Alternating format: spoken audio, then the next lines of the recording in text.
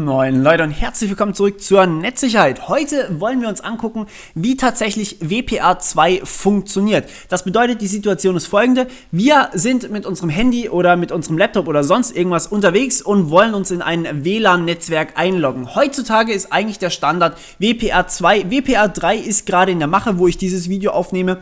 Kann sich natürlich ändern, je nachdem. Wahrscheinlich reiche ich dann noch ein Video nach, wenn es dann tatsächlich mal standardisiert wird. Und ihr dürft mich gerne darauf aufmerksam machen, falls ich es nicht mitbekomme. Gut, bei WPA2 muss ich erstmal ganz kurz erwähnen, es gibt zwei verschiedene Modi. Einmal den WPA2 Personal Mode und einmal den WPA2 Enterprise Mode. Die sind an sich fast gleich, funktionieren auch fast gleich. Der einzige Unterschied ist, bei WPA2 Personal haben alle denselben ausgetauschten Schlüssel, den ihr wahrscheinlich auch bei eurem Handy wahrscheinlich zwischengespeichert habt oder eingespeichert habt. Und bei WPA2 Enterprise hat man halt einfach Benutzername, Passwort für jeden User, den es so gibt.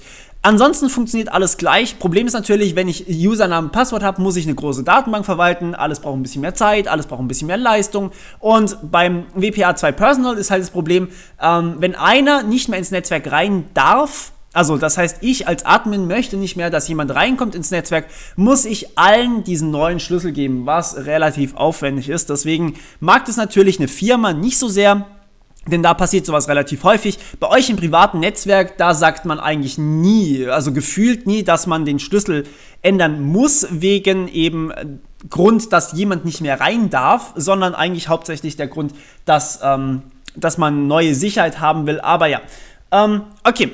Also, was passiert mit diesem Schlüssel? Der muss jetzt irgendwie übers Netzwerk übertragen werden, und das Problem beim Übertragen übers Netzwerk ist, es ist ein Wireless-Netzwerk, das heißt, jeder kann den Traffic mitlesen. Es ist ein Broadcast-Medium, sprich, jeder kann hier irgendwie den Traffic auch abfangen. Das könnt ihr auch machen. Aircrack zum Beispiel macht das sehr, sehr gerne, und das haben wir ja auch schon hier in meiner ethisches Hacken-Playlist mal gemacht.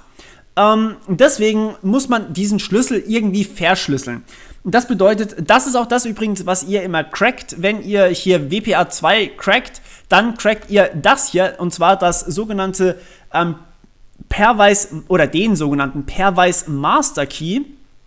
Der wiederum ist eigentlich bloß ein Mix aus Schlüssel und SSID gehasht, und zwar 4096 Mal die SHA-1-Hash-Funktion drauf ausgeführt. Das geht dann logischerweise 4096 Mal so lang, wie eine einzelne Hash-Funktion hier funktionieren würde, ist aber nicht sonderlich langsam. Also eigentlich hätte man ganz gerne hier was besonders Langsames, damit es natürlich zum Brute Forcen, also zum einfach jeden Schlüssel ausprobieren, länger dauert. Hat man hier allerdings noch nicht gemacht, deswegen ist auch gerade WPA3 in der Mache. Man nimmt eine bessere Hash-Funktion, und WPA2 hat hier SHA-1 genommen, was jetzt nicht unbedingt eine langsame Hash-Funktion ist, da gibt es deutlich bessere Hash-Funktionen dafür. Okay, aber so wird das nun mal gemacht. Der Standard ist jetzt auch schon nicht mehr der jüngste, und so sieht der Pairwise Master Key dann erstmal aus. Den wird man aber trotzdem nicht direkt übers Netzwerk austauschen, sondern das Ganze sieht folgendermaßen aus. Ihr wollt ja euch als Client bei eurem Router im Endeffekt authentifizieren, dass ihr Zugriff aufs Netzwerk bekommt. So, was jetzt passiert ist also, der Router schickt euch eine Nonce, ich habe sie hier Nonce A genannt, also NA für Access Point, deswegen A, ich hätte sie auch AP nennen können, aber war mir zu lang. Und ja, dann schickt ihr diese Nonce verschlüsselt sozusagen wieder zurück. Aber ihr schickt auch noch gleichzeitig eine eigene Nonce mit. Nonce bedeutet übrigens Number Only Once, falls ihr das noch nicht gesehen habt. Ja, Number Only Once heißt so viel wie Zahl nur einmal schicken, also sozusagen eine einmalige Zahl. Klar, ist nicht möglich, aber sie ist halt einfach zufällig gewählt, um diese Wahrscheinlichkeit, dass sie einfach zufällig nochmal gewählt wird, zu erniedrigen. So. Was man hier jetzt also macht, ist, man bildet den HMAC, dazu mehr in meiner IT-Sicherheits-Playlist, in der Playlist am Anfang, in der Kryptographie-Playlist, in so ziemlich jeder Playlist. HMAC ist was ziemlich Wichtiges hier, und dann sagt man einfach hier, okay, HMAC ist eine Hash-Funktion die gleichzeitig noch den Schlüssel hier verwendet, plus diese Nonce A irgendwie reinwurscht. Ich gebe jetzt hier nicht nochmal die Formel an, die könnt ihr euch wann anders raussuchen. Und ja, das ist sozusagen nicht so einfach knackbar, außer wie gesagt zu brute forcen. Das heißt einfach jedes Pre-Master oder jeden Pre-Master Key hier auszusuchen. Und ja, dadurch bekomme ich dann hier sozusagen zwei Teile meiner Nachricht, schicke ich wieder an den Access Point zurück. So, und jetzt kann jeder von euch, also sozusagen der Client und der Access Point, kann das Pairwise Transient oder den Pairwise Transient Key, das heißt der Session-Schlüssel sozusagen, berechnen. Der besteht aus dem Pre-Master Key, klar, muss ja irgendwie, dann gleichzeitig den beiden Nonces, der MAC-Adresse vom Client und der MAC-Adresse von dem Access Point.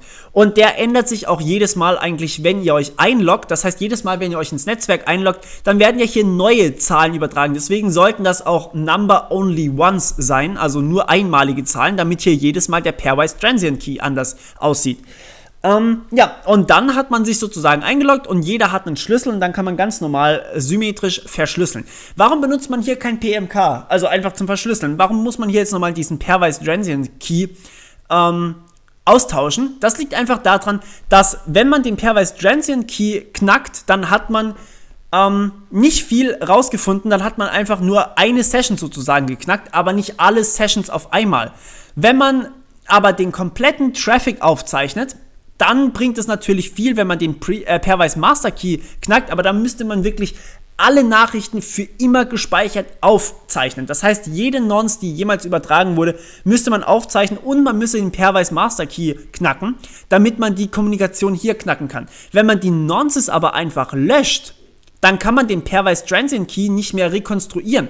Sprich, jede Kommunikation, die abgefangen wurde, kann nicht mehr wiederhergestellt werden. Und deswegen redet man hier von sogenannter Perfect Forward Secrecy. Wenn man die Nonces löscht, dann kann man mit der Kommunikation nichts mehr anfangen, weil sie einfach verschlüsselt ist. Wenn man mit dem Pairwise Master Key verschlüsseln würde, dann könnte man hier einfach den knacken und könnte plötzlich alle Kommunikation entschlüsseln, egal von wann sie ist. Und deswegen, ist es zumindest ein bisschen besser, wenn man hier einfach nochmal einen anderen Schlüssel jedes Mal benutzt. Okay, weiter geht's. Man kann natürlich auch noch nicht nur den Pairwise Transient Key, sondern es gibt auch noch einen Group-Wise Transient Key oder Group Transient Key. Der wird aus einem zufällig gewählten, vom Access Point übrigens zufällig gewählten Group Master Key berechnet. Im Prinzip genau gleich berechnet wie das hier, einfach noch aus den Nonces dann rein. Und das ist im Endeffekt für eine komplette Gruppe an Leuten ein Schlüssel. Das heißt, die können dann füreinander die Kommunikation entschlüsseln. Also die können auch tatsächlich untereinander irgendwie Daten direkt schicken und können dann diese Daten auch end- und verschlüsseln, über den Router drüber laufen lassen und so weiter und so fort. Das funktioniert alles. Da muss man sich aber dann natürlich, kann man eben beides tatsächlich hier benutzen. Aber normalerweise, glaube ich, wird der Pairwise Transient Key hier benutzt. So. Und anschließend ist es eigentlich nicht mehr wirklich viel. Das heißt, der Schlüssel wird von dem Access Point nochmal zurückgeschickt an den Client und der wiederum bestätigt mit einem ACK, dass er den Key erhalten hat.